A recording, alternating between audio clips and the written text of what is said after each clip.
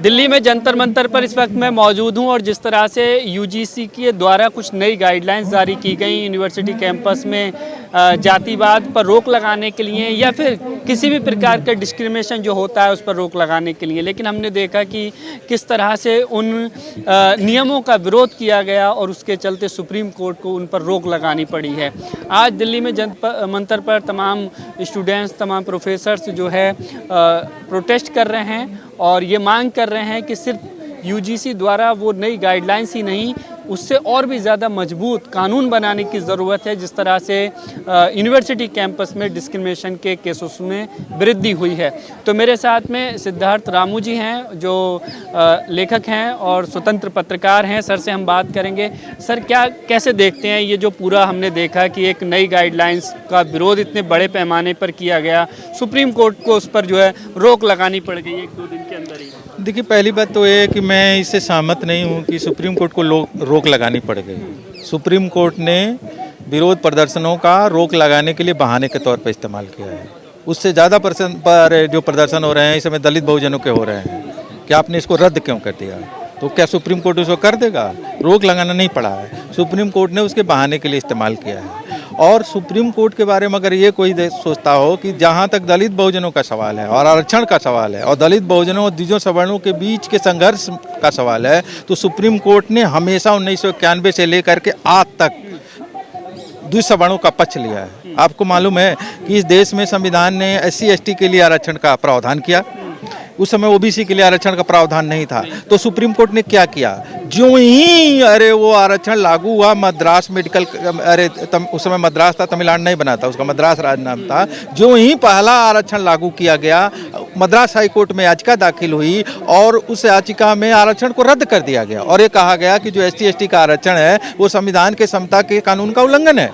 और फिर वो मामला सुप्रीम कोर्ट के में, और सुप्रीम कोर्ट ने भी कह दिया कि हाँ ये संविधान के उसका बरकरार रखा, उल्लंघन है, बरकरार रखा। उसके बाद जाकर के पहला संविधान संशोधन हुआ और तब जाकर के आरक्षण की बहाली हुई। आपको दूसरा उदाहरण देखा, जो ही 27% OBC का आरक्षण लागू हुआ, उस पर तुरंत ही स्टे लगा दिया सुप्रीम कोर्ट ने और 2.5 सालों तक वो सुप्रीम कोर्ट उस पर कुंडली मार करके बैठा रहा और तमाम तरह के ऐसे संशोधन करके जिससे ठीक से लागू न होने पाए और फिर उसको पास किया। अब आप तीसरी देश के लिए पदोन्नति में आरक्षण का सवाल, सुप्रीम कोर्ट ने तुरंत ही उस पर रोक लगाई और बहुत सारे लोगों को जो पदोन्नति मिल चुकी थी उसको सुप्रीम कोर्ट ने कहा कि डिमोशन कर दिया। ये संख्या लाखों की थी। जो EBWS आया, एक दिन के लिए भी स्टे नहीं लगा, उस पर जोनल लागू हो गया, यानी द्विज सवर्णों को आरक्षण दिया जाए, जो कि संविधान के किसी भी प्रावधान में है ही नहीं है। सोशल एजुकेशनल बैकवर्डनेस में सोशल बेसिक एलिमेंट है, लेकिन उसको उन्होंने क्या कर दिया कि वो जायज है। आप ST/ST पर देख लिए, सुप्रीम कोर्ट ने ST/ST एक्ट रद्द कर दिया। 2 अप्रैल 2018 का अगर आंदोलन नहीं हुआ होता, फिर उसके बाद संविधान संशोधन हुआ, ST/ST एक्ट बना और 2026 में ये। और आपने वो बयान पढ़े हैं ये क्या, जिसमें कहा गया है कि ये जो हो रहा है इससे देश की एकता अखंडता को खतरा है। यानी जो ही द्विज सवर्ण वर्चस्व को चैलेंज मिलता है, देश का एकता अखंडता खतरे में पड़ जाती है। तो ये जो आप ये कह रहे हैं कि विरोध प्रदर्शनों के चलते, या कोई भी कह रहा है सुप्रीम कोर्ट को लगाना नहीं पड़ा, विरोध प्रदर्शनों को सुप्रीम कोर्ट ने बहाने के तौर पर इस्तेमाल किया है। और जितना विरोध प्रदर्शन थे, इतनी औकात नहीं है, इतना सड़क पर नहीं आ जाते हैं, दलित बहुजन से ज़्यादा सड़क पर आ जाते हैं। लेकिन मेन बात क्या है, उसको मीडिया बोलेगी कि देश टूटने जा रहा है, सोशल मीडिया में हिंसा हो जाएगी, मंत्री नेता बोलेंगे हिंसा हो जाएगी, और उसके बाद क्या होगा। और वैसे ही हमारे राजनीतिक नेता हैं, आप अपने राजनीतिक नेताओं का अपने बयान देख लिए। अगर ये पूरा जो आंदोलन चल रहा है ना, अगर एक्टिविस्ट इंटेलेक्चुअल आंदोलन न चलाएं तो हमारे नेता कहाँ खड़े हैं? हमारे नेता तो समर्थन आत्मसमर्पण की मुद्रा में है। जो NDA सहयोगी है उन्होंने मुंह नहीं खोला, चाहे वो नीतीश बाबू हो, चिराग बाबू हो, अनुप्रिया पटेल हो, किसी ने मुंह नहीं खोला। बहन जी ने, मायावती जी ने तो साफ कह ही दिया कि बड़ा अच्छा निर्णय है, और अखिलेश जी ने एक जलेबी पार करके कह दिया कि अरे उसका वो कर दिया। उनका तो कुछ समझ ही नहीं आ रहा कि के पक्ष में बोला है। तो इससे उतना वो मनबड़ हो गए हैं, संघ उनके साथ है, भाजपा उनके साथ है, दलित बहुजन नेता उनके साथ हैं, तो इतनी मनबड़ ही उनके अंदर हो गई है को कुछ भी करा सकते हैं। लेकिन सर क्या लगता है, आप कह रहे हैं कि प्रोटेस्ट का इतना असर नहीं है, बहाना लिया गया, सुप्रीम कोर्ट में जब सरकार की तरफ से जो पक्ष रखना चाहिए था सरकारी वकील को, उन्होंने इस मामले में कोई दलील नहीं दी, जबकि यूजीसी ने खुद जो है अपने आंकड़ों के आधार पर ये गाइडलाइंस जारी की। यूजीसी ने अपने आंकड़ों के आधार पर नहीं किया था, इसी सुप्रीम कोर्ट ने ही तो कहा था कि इसके लिए कानून की जरूरत है और इसको देखा जाना चाहिए। ये तो सुप्रीम कोर्ट ने जब उनके सामने वो पेश हुआ तो कहा था कि इसकी जरूरत है, जब देखा जाना चाहिए। लेकिन जब वो रखा गया सामने और सरकार की ये पॉलिसी रही है, हर प्रदेश इस देश में 27% ओबीसी का आरक्षण लागू करते हैं, पंचायत में लागू करते हैं, आरक्षण बढ़ा के 63% कर देते हैं और अंत में सबको मालूम है हाई कोर्ट सुप्रीम कोर्ट रद्द कर देगा। तो एक राजनीतिक तरीका बन गया है कि हम तो करना चाहते थे, सुप्रीम कोर्ट ने इसको रद्द कर दिया। यानी आप इसका श्रेय भी ले लीजिए और उसको खत्म भी करा दीजिए।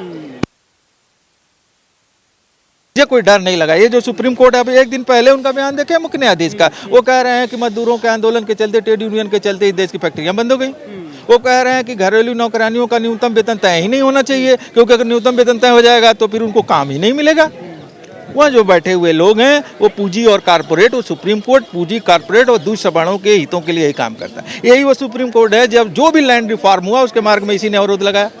भूमि बंटवारे का जब भी सवाल आया, भूमि बंटवारे कोई कानून पास हुआ तो इस सुप्रीम कोर्ट ने अक्सर हाई कोर्ट और सुप्रीम कोर्ट ने उसको रद्द किया, जिसके चलते एक बार और संविधान संशोधन कर भूमि एक्ट के लिए भी कानून बनाना पड़ा, नवी अनुसूची बनानी पड़ी, तब ये चला। तो क्या सरकार को इसमें कोई संशोधन विधेयक लाना चाहिए, अगर उसकी वाकई नियति है कि समाज में या यूनिवर्सिटी में डिस्क्रिमिनेशन रुके? सरकार, पहली बात तो यह कि सभी लोग देख रहे हैं कि सुप्रीम कोर्ट ने, सरकार ने मजबूती से अपना पक्ष रखा ही नहीं। और एक बात और जान लीजिए, फिर मैं कहूँगा, उस कानूनी पचड़े में इस देश में सुप्रीम कोर्ट के जो फैसले होते हैं वो ज़्यादातर पॉलिटिकल होते हैं।